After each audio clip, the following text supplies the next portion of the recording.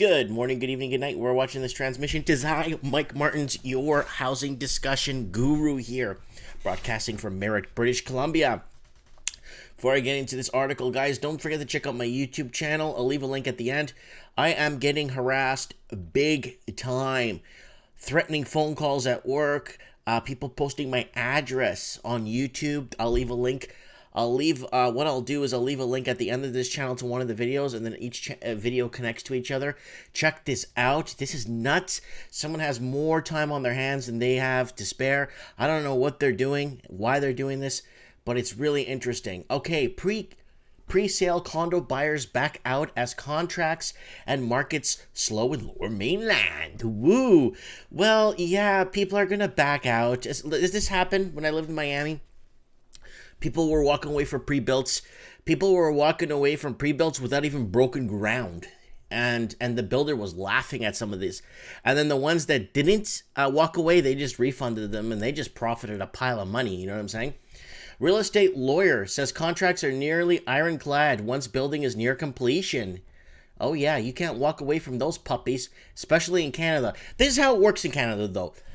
They could actually give you back your money and tell you to get lost because now the price of stuff has gone up. But if the price of stuff has gone down, they'll build it and they'll take your money. Remember those articles I read where people were given their money back by the contractor and told to get lost? And then this was then a year and a half after they put the down payment down for a pre-built. And then, we could sell these 2 bedrooms for double the price than what you originally were going to buy them for. So here's your refund. Get out. But then your refund now from the builder 2 years down the road that didn't build the building or didn't want to sell you the building now doesn't get you nothing for your down payment anymore because everything's gone up.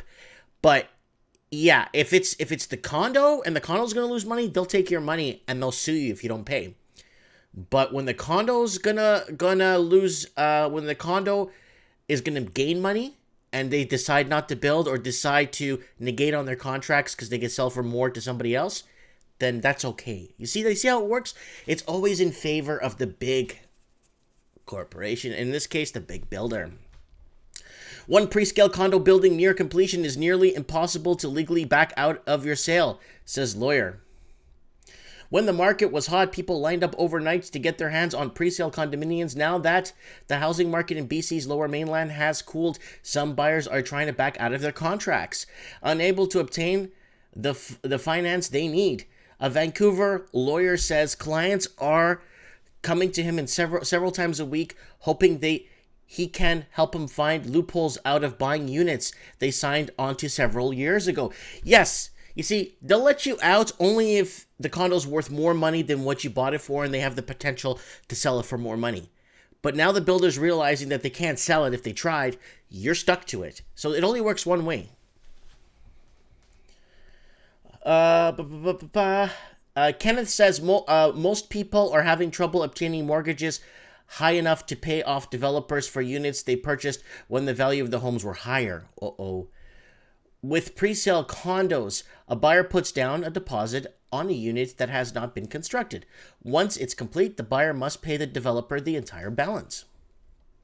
The trouble occurs when the buyer goes to a bank to apply for a mortgage. A bank will only provide a mortgage based on the home's current value. Now that the housing prices in the Lower Mainland are lower than in recent years, the buyer must now make up the balance to pay off the developer. We've had clients approach us and say, can you go through all the paperwork and see if there's some way that we can legally not close? And it's unlikely, Pazdar said. Top 15% drop. And if you can't come up with a difference, then you're not going to be able to close, he says. So basically, the bank will give you the difference on what the property is valued at. But if it's gone 15, 20% down since when you bought it, the bank's not going to give you the full LTV. They're going to give you the full loan to value, right? Most clients, he says, have watched their units' values drop since they agreed to purchase their units, as opposed to appreciate, which has been the case for pre-sale condominiums for the last decade. For a buyer closing a home priced at $1 million, it could mean coming up with an additional $150,000 to pay the developer, he says. When it's compounded with mortgage stress test, buyers need to come up with even more cash. That's quite a bit. Once buildings are near completion, he says, it's nearly impossible to legally back out of the sale. He says typically the only way out is if a developer doesn't get financing or fails to send disclosure statements or building permits in timely manner. His advice is to try to complete the deal, otherwise you could lose your deposit and be on the hook if the developer is unable to resell. Yeah, if they can't resell. You see what I'm saying? So, yeah. But what about all those people and the articles that we've read over the years where people were kicked out and given their refunds back? And then, how do you answer that? Unable to resell the unit at a price equal to the original price less the deposit. Top tips. If you're already locked into a contract, property law professor Ron recommends staying in a close contact with the developer to ask when the building is set to complete and to understand your legal options. Many of these projects are being delayed right now. Padzer suggests buying from a reputable developer with an extended history so they have deep pockets to finance their projects, even in a slow economy. He also says to bring in your own real estate agent and lawyers so they could act in your best interest rather than using the ones that are offered by the developers. Yeah, don't do that. It's like, yeah, you know, I'm getting poisoned by your food. Yeah, we'll get one of our doctors to check you. No, you get your own doctor to check you, you know. So that's what's happening. People are backing out of deals. It's happening. It's going to happen. It's going to get a lot worse. I've been talking about this I told you there's going to be a lot of walkouts, a lot of people not not in favor of taking these deals.